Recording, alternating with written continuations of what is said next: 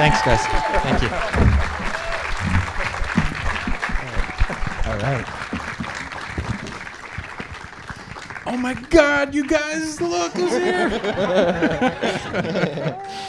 One thing that really is so amazing is the casting in this movie, because like, I don't know, a lot of times you'll see a movie like this and you'll say, well, I guess they had to cast Mark Wahlberg or they couldn't get the financing.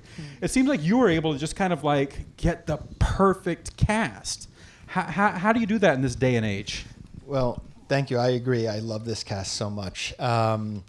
They came to the table in all different ways. I street cast, so Brittney, we literally found Brittney just because my producer and I were circling a block in Port Arthur and we saw her walking her Chihuahua and Rico. Yeah, Rico. And Ethan Darbone, who plays Lonnie, was working at a restaurant that we shot at for the interview sequence in the beginning of the film, and he's a chef there, and he had an immediate impression on me.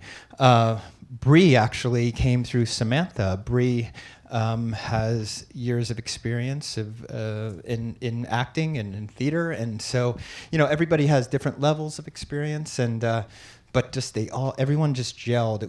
We had a very small crew, 10-person crew, small cast, and we were like a very intimate family that just were all on the same page. And so thank you for pointing that out, because I love my cast. Love this cast. It's amazing, and it wouldn't have worked if you'd have like somebody like a big movie star with like their own, I don't know, trailer or whatever a big movie star has in this day and age. Like it seems like everybody just kind of had to like be together and bouncing that energy off. Simon had to eat a lot of pizza. Yeah. He had to drive himself to set. Yeah, there were no trailers. I want to get a couple of questions from the audience in just a minute, but like, and I want to get questions. Be sure we get questions for everybody here. But like, how did the whole idea kind of come to you? Were you hanging around with like some like desperate ex-porn star? Like how did this all happen, that this was the story you wanted to tell? Yeah, sort of. That's sort of what happened. Chris Bergosh and I, we co-wrote the film together. We've written the last 4 films together. We were doing research on a film called Starlet, which came out before Tangerine. And during that time, we got to know people in the adult film world, and we found this essentially an archetype. A handful of men that were like Mikey Saber, and they actually have a term applied to them, a slang term, suitcase pimp. You can look it up on urbandictionary.com.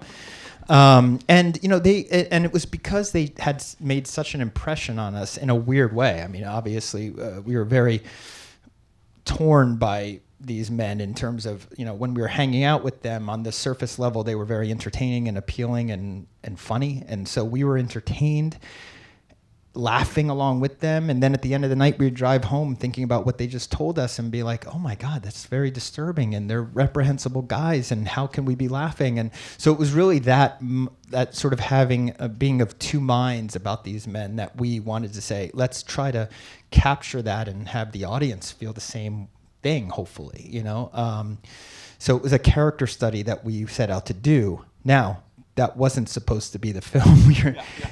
This was after a Florida project, and we were throwing these ideas around, and that was one of them. But it got sort of dismissed and put on the back burner, and we were developing another film, a much larger film, for the last 2-something years, and COVID just brought that to a screeching halt, and we didn't know what to do. So one of my producers reached out to me and said, I think I can get you a little bit of money if you want to take something off the back burner, and that's Red Rocket. Yeah. May I just say, for everyone in the state of Texas, the fact that you got a chance to make this movie and you didn't make it in Georgia, you didn't make it in Michigan, you didn't make it in Louisiana, you made it in Texas. Thank you for doing that. It was an honor. It was amazing. Next one, let's zoom in a little bit more. Austin, I think. That's the good one to do. I think we have some questions from our audience. I see a hand right over here. I have a question for the actors and for Sean. For the actors, I know with the street casting that he does, he tries to get like local personalities. Did you when you got the script, did you have any input in the script or input into your characters and like how you kind of fleshed that out with the directors and writers? And Sean, my question for you is, can you sign my iPhone gimbal? Sure. Yeah. Well, I think that what we've decided is that it was 80% written and 20% improvised. So basically, when we were on the set, we had an opportunity to play, which was very. I remember Simon saying to me, "This is a very rare thing to have the opportunity to improvise on film. This is a very, this is an amazing." And so I did not take a second of it for granted. But I'd say that we had a lot of freedom to find our characters within the play of it. And for me, I'm from Texas, and a lot of the script, it kind of already felt like a different version of myself. And so just reading the script, I would read it, I'm like, man, I wouldn't say it like that. Or I probably wouldn't say it out loud, but in my head, it wouldn't come off the tongue right. And so Sean would be like, well, how would you say it? And so I'd be like, man, I'd probably say it like this. He's like, oh, I like that. So that's kind of how I was able to incorporate a little bit of myself into the film. So. But can I say, but not only that, I mean, Brittany and Ethan and the other actors from the area brought that local flavor, corrected us, fact-checked us, helped with the authenticity and the slang. So Brittany wasn't just an actor in this film, she was also very much a collaborator and consultant, consultant. There are moments, Brittany, where you don't say anything. You just give a look, or like there's just like, you guys know what I'm talking about. Just a little sort of dismissive like turn of the eye, and it says so much. Thank you, man. I appreciate that.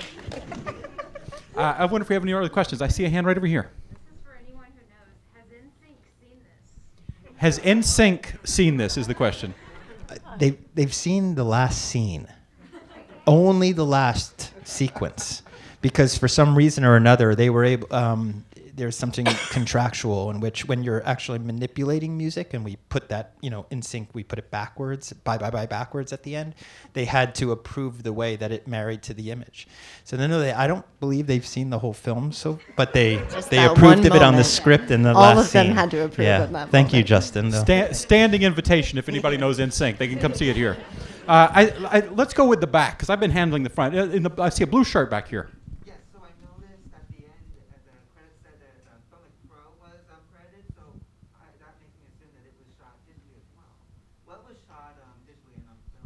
Okay, the question is, I'll repeat, what was shot digitally and what was on film? Okay, so iPhone stuff, which is the Filmic Pro, was basically just the news footage, all the news footage. But we did shoot Black Magic at night. We had to because of exposure reasons. So the nighttime sequences, like him running, his nude run, which was scary to shoot without permits, for him especially. I mean, I feel bad for him. And then the backyard sequence at the end. But we worked. My wonderful colorist Al Alistair. He's amazing, and like he really matched. I feel he really matched the digital to come as close to the 16 as the rest of the film was shot. Yeah. How many audiences are you ever going to be in where the colorist is going to get a round of applause? That's an AFS audience for you right there. Samantha, I want to ask you, Samantha, real quick. There was talk of permitting in Texas City or wherever that happened to be shot. You would get, what's that process like of getting permitting for like this movie? Do you have to explain what the movie's about, or are you being duplicitous? We didn't get permits.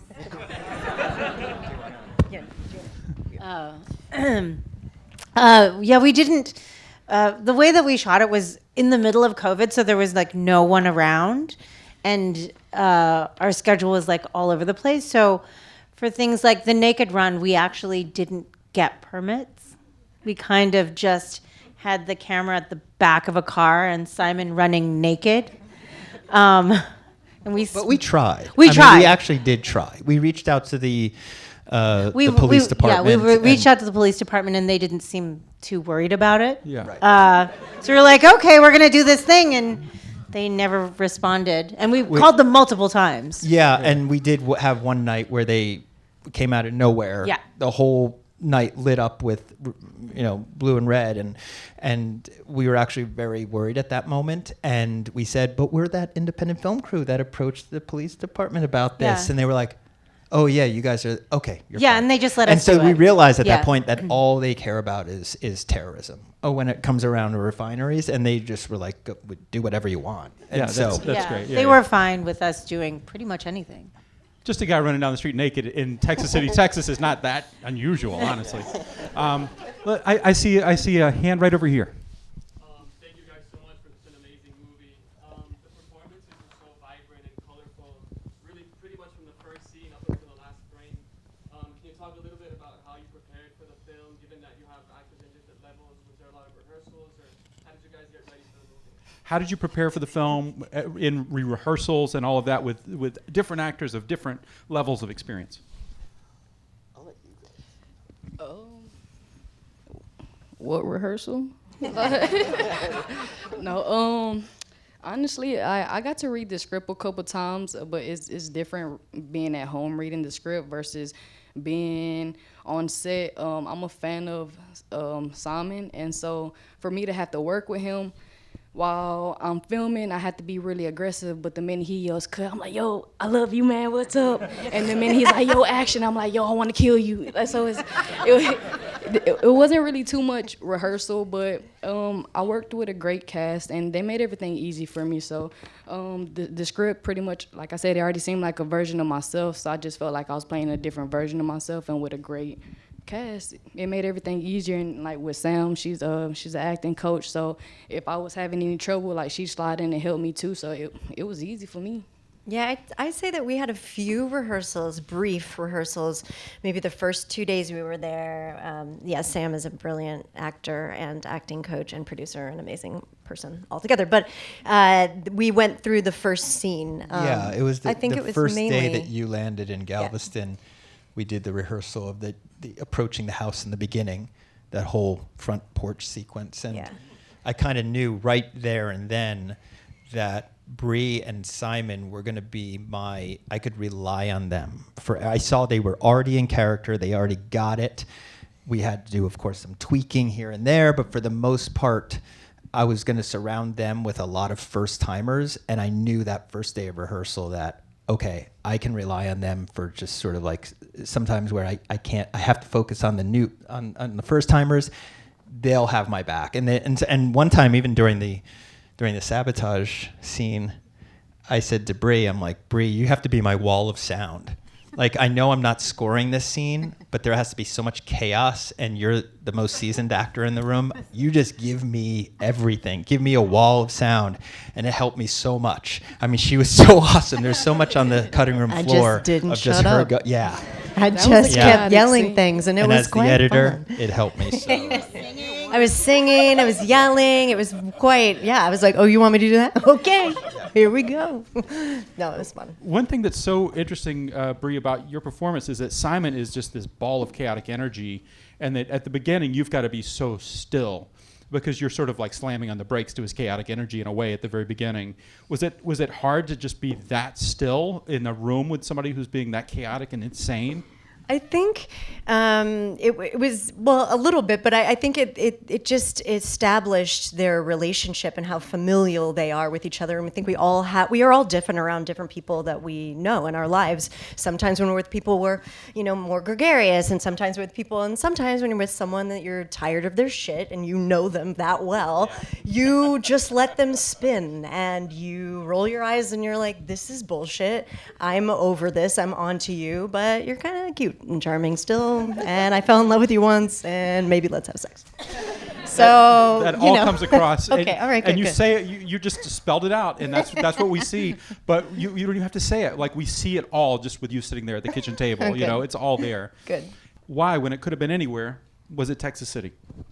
Yeah, for many reasons, some that I would really like to have left up for interpretation by the audience. But I definitely I always use my locations as a character, and I wanted to explore a refinery row for quite some time, knowing that it would just be visually just take over and be its own character. So there was that, but there was also obviously the politics behind what's happening with our country right now, and how divided we are, and how the oil and gas industry are being attacked. But at the same time, obviously, oil and gas industry and fossil fuels in general are obviously very problematic, and so I wanted to use that industry as sort of a to help me explore the theme of division even more so. Yeah, and other people have interpreted it different ways. Perhaps the toxic masculinity that we're showing in the Mikey character that's a visual representation of it.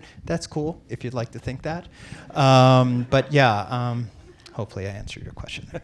I love the description of it as a character, though, because I feel like it very much feels like a deliberate choice to have that surrounding us. And I know driving into the area, and Britt and I were just talking about, she worked at a refinery and what that was like to work in a refinery. And she was describing the pipes. And, it is a part of the world down there. And I think it's very specific and ominous and scary. And there's power and there's money. And we feel that in their world.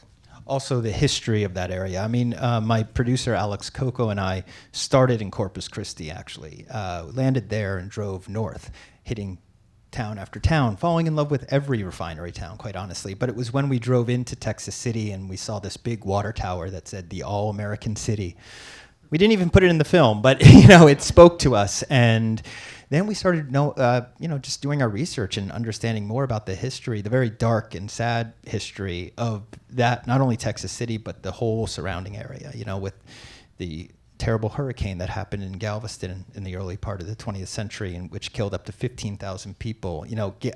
Texas City had its explosion in 1947 that killed 581 people and was the biggest non-nuclear explosion in the United States. And the slave trade and the Texas killing fields. It was just it was very heavy with a dark history, and I felt we were also exploring that as well. We were exploring the theme of history and the history between people, and so it just felt like the right place to land and shoot our film. And we were extremely welcomed by locals and felt very just welcomed there, which was so nice, especially during COVID. I see a hand right over here.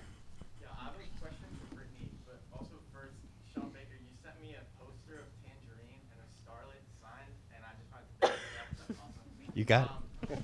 Thanks for the posters. They said I'm passing this on for others. No. Brittney, you were street casted, and I was just wondering what it was like to be approached by two individuals while you're walking your dog.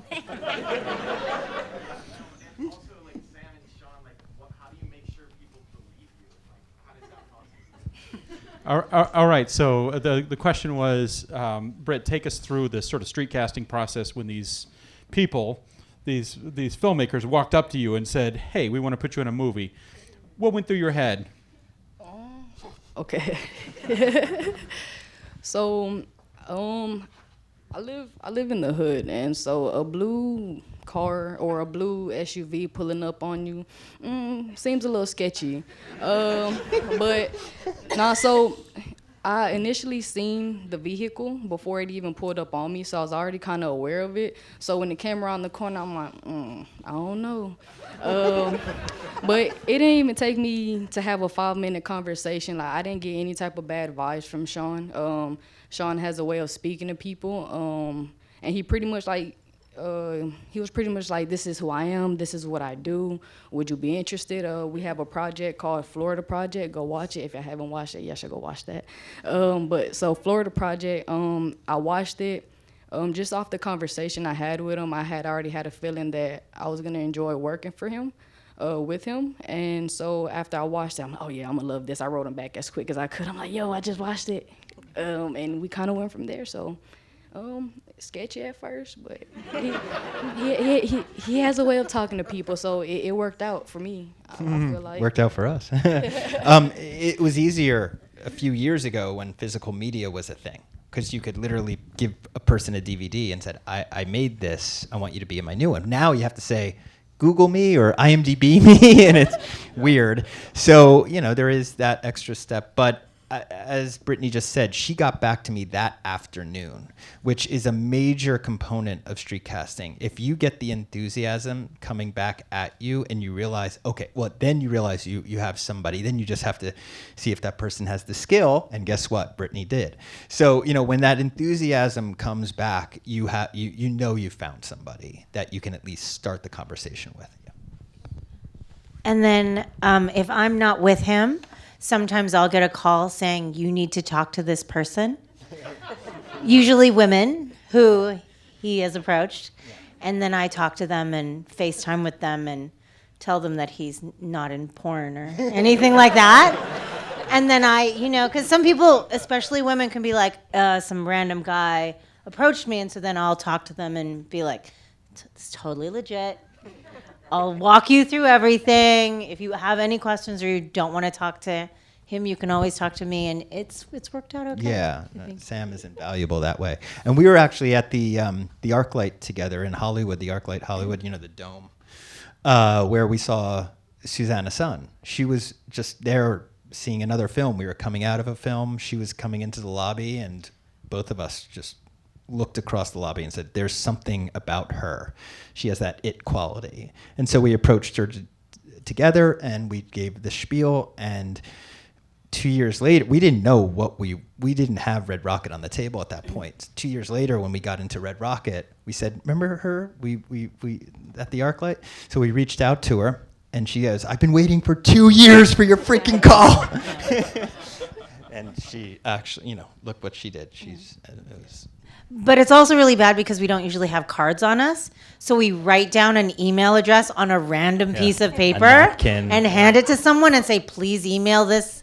So it's not usually super professional. No, we make movies on iPhones. Exactly. Yeah.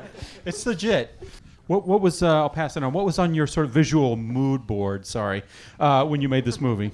Well, thank you for that. I agree. Drew Daniels is amazing. I knew his work from Trey Schultz's films and was so impressed by Waves and knew he's from Texas. So there was that extra thing. Like he can bring, that POV, that necessary, gaze. And so, and when I reached out to him and I said I wanted to shoot on 16, he was like, I've been dying to shoot 16. So we were already on the same page. Then I was sending him, I don't know if you know, but this film is influenced by Italian sex comedies and erotic dramas of the early 70s and genre films in general of the early 70s, Italian ones specifically. So I was sending him these and he was like, what, are we making this sort of movie? Like, what is this? And I said, no, just for the just the way they approach certain subjects. And I do actually like the craft, so let's look at the widescreen cinematography. And he was like, cool, but let me show you this. And he brought me Sugarland Express, which I had not seen for 30 years, but I knew I liked it. I didn't know I loved it. So revisiting Spielberg's Sugarland Express, I think you can see a lot of that in this film, framing-wise, coverage, lateral driving. And we just seeing Sugarland Express spoke as like, wow, Spielberg knew how to shoot this area, even back then when he was 24 years old in 1973, whatever it was. It was like he nailed it. So we're going to give a more than just an homage, like a wink, more than just a wink to Spielberg with this film. Yeah. Sugarland Express, first movie shown in the AFS Cinema when we opened it up. Oh wow, that's so cool. Yeah. Okay, so to pass it on, Ornella Muti, the beautiful Italian actress who's wonderful, is thanked at the end of the film. What's up with that? Does that have to do with your sex comedy thing that you talked about? Essentially, yes. And then also the Mikey's breakup scene. Like, how did you get the cringe factor going on screen? Yeah, with with Ornella, I could have thanked numerous, starlets from that era. She's just, yes, exactly. Gloria Guida. They go on and on, but. For me, Ornella Muti she played so many of these strawberry type characters. These, especially earlier in her career, she played that Lolita character many times. And so she had an obvious influence, and I just wanted to shout out to having her represent like the Italian starlets of that era. Regarding that scene, they're just so great, Bree and Simon. So I'll just let you talk about it. I just had to hold the camera on them, essentially. Well, I think the power in that scene, I remember reading it and saying, God, she doesn't have anything to say. She has and I'm like, oh, she says it all in the silence. And I thought that was such a beautiful choice. And Sam really helped me find my way into that and basically was reminding me of what was at stake if he left. I mean, she wanted to get her son back. She, thought that this may be a ticket to a better life. And even though they had their issues and problems, like, I think there was a hope in her. And I always tried to find that hope in her. And I think that's when we see the hope kind of getting destroyed and eaten away, and it's just letting Mikey kind of swim in it and kind of try to find his way out. And I think it's cringeworthy because I think it's so identifiable, I think, or relatable. I think a lot of people have been in situations where they've either been broken up with or they are, breaking up with someone, and it has had that moment of like, okay, I guess we're done, and I think that's one of Simon's, I love the moment where he's sitting in the room by himself and he's just like, is she gonna throw something? Is the house gonna explode? And I think we all are wondering that too. And then you hear the TV click on and you're like, oh, okay. And then he relaxes and then it just goes to hell. But it's a great moment. I want to get that person who I've been apparently ignoring for hours right back here. That incident didn't. You're talking about the not allowing to. Yes. I'm going to repeat this if I may. So first of all, essentially, why do you know so much about porn? That was the first part. Second part was how much of this was really did this come out of Trump? Was this kind of like when was it written and like kind of when is it set? And then also what is your response to this sort of Prop 68 stuff in California? It's interesting that we didn't mention that in the film. I don't know how we would have mentioned it, but you're right. It probably would have. It would have been on Mikey's mind, so that's interesting. Yeah, I'll bring that up to Chris Bergosh, my co-screenwriter, and be like, "Why the fuck did we cover that?" but no, we have 5. We have. It actually no. I know about the. I know it's actually with our fast news cycles. I forgot about it. Quite honestly, I'm so sorry, but. Yeah, we did have 5 consultants on the film, 4 of them from the adult film world, 1 being a sex worker from outside the adult film world, and the main one being Casey Calvert. Yes, she's amazing, and she really informed us in many ways, just on the details. Also was very helpful in the structuring of Strawberry's character. So hopefully that answers your first question. We had consultants who gave us a lot, and then again about I didn't want this film. I want both sides of the aisle to be talking about this film. I didn't want to preach in this movie. I could have easily. So we intentionally chose moments from that late in that summer of 2016 that of coverage of the upcoming election, and the conventions that were. I'm the way that I see it are pretty ambiguous in terms of how they're very neutral in terms of except for one moment where I do poke fun at Trump where he says I think it's going to be rigged. I think the election's going to be rigged because I came across that. I just was scouring audio for him. I was looking for audio, and the fact that he had said that back then, I didn't even know that it was a thing that back then. So that's I think the only time where I'm actually poking fun a little bit. The rest of the time, both Clinton and Trump, I think, are represented in quite a politically neutral way, and I'm doing that on purpose because I want I want both sides to be being able to appreciate this film, talk about this film, discuss this film, maybe even apply their own politics to the film.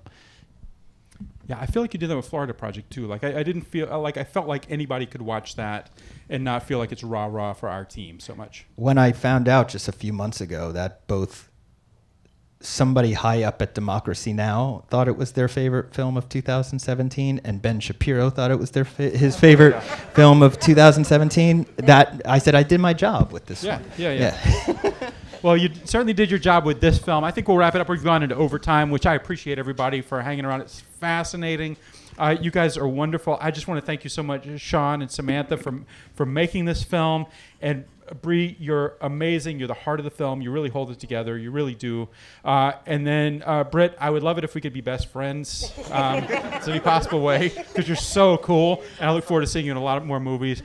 You guys, thank our guests so much for being here. Oh, thank you. Thank you.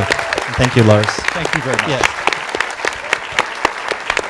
And This film opens December 17th, 25th? 10th. The 10th, December 10th, limited, and it's going to be rolling out to a lot of different locations. Only in after theaters that. at first, so So tell your guys, friends. And tell Simon- people that this movie's Yeah. great. Okay. Simon says it's the feel yourself movie of the holidays. Copyright. That's Simon. the line. Thank you so much, you guys.